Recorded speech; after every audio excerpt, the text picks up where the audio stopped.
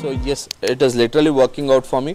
That's the reason we keep multiplying the cows. And if I tell how do I maintain the cows, so it's all because of the cows, and God is what I have got this many cows. And the other way is, if you have to look at it in a very technical terms, if I have to tell, it is the discipline that you maintain. See, if you don't have a discipline, like you should know that you should have a fodder to be generated by your own.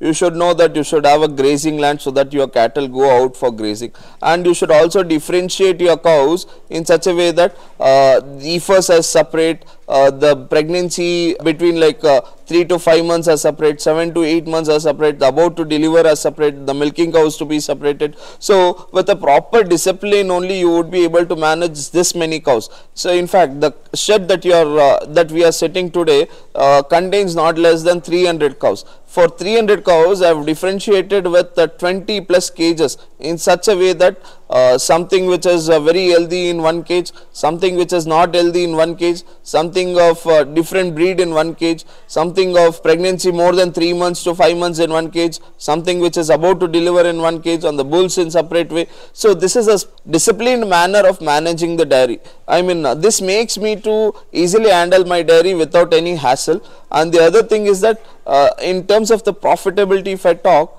I mean with this many cows, what all the things that I am producing in my farm today.